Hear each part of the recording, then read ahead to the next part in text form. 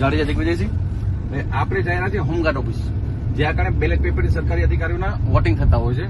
સમાચાર છે ત્યાં કોઈ ચૂંટણી અધિકારી નથી નિમણૂક કરેલો અને બોગસ વોટિંગ કરવામાં આવી રહ્યો છે.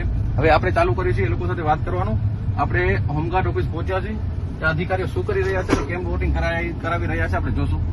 ચાલુ રાખજો. હવે જો અહીંયાથી હોમગાર્ડ ઓફિસ આવે છે, આપણે કોઈ સરકારી ફરજમાં રૂકાવટ કરવા નહીં, પણ જનતાના વોટ બોગસ વોટ થતા હોય એવી જાણકારી મળી છે એટલે આપણે આવ્યા છીએ. ત્યાં પૂછતાછ પણ કરશું ને જો સરકારી ત્યાં કારણે નિમણૂક થયેલા ચૂંટણી અધિકારીઓ હશે આપણે સ્પષ્ટ રીતે એના માટે કામ કરીએ છીએ. જોઈએ ક્યાં કારણે ઇલેક્શન થાય છે ને કેમ થાય છે.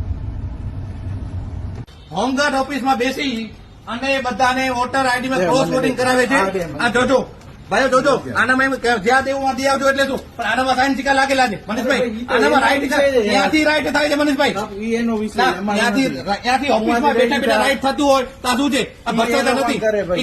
તમે કેવો સાઈન કરો આને કેમ સિક્કા લગાડ, આની રાઈટ નથી. એનો વિષય ધ્યાન રાખજો ભાઈ, હોમગાર્ડ ઓફિસમાંથી ભ્રષ્ટાચાર થાય છે.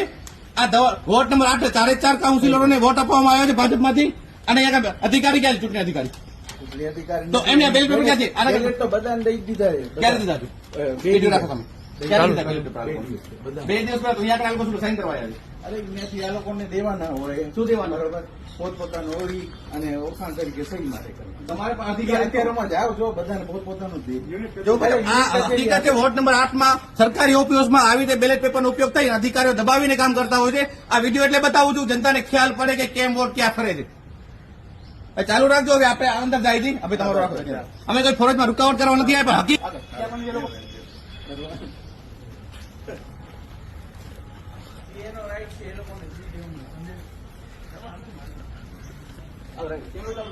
ચાલુ ચાલુ રાખજો.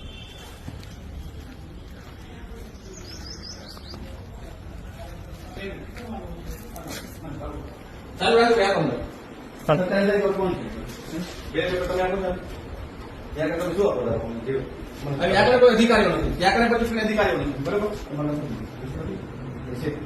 ચૂંટણી અધિકારી બેસે કે લોકો રાઈટ છે એવું નથી, ખ્યાલ છે? બેસવો જોઈએ કે નહીં? ત્યાં બેસવો જોઈએ કે નહીં?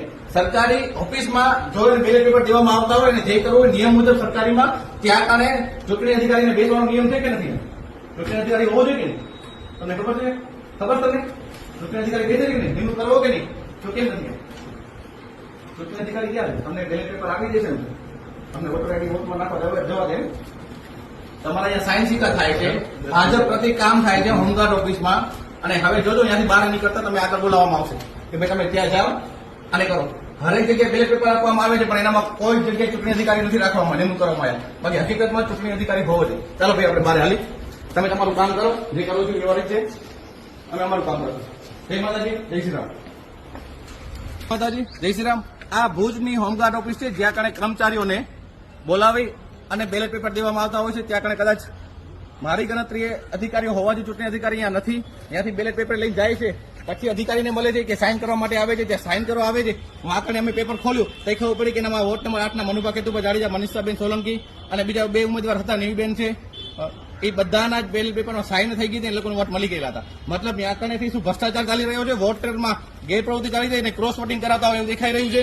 જય માતાજી, જય શ્રી રામ. ભાઈ આ વાતનું ધ્યાન રાખજો, સરકારી ઓફિસમાં આવું તો ન હોવું જોઈએ, અને જે થાય છે હકીકતમાં ખોટું થાય છે.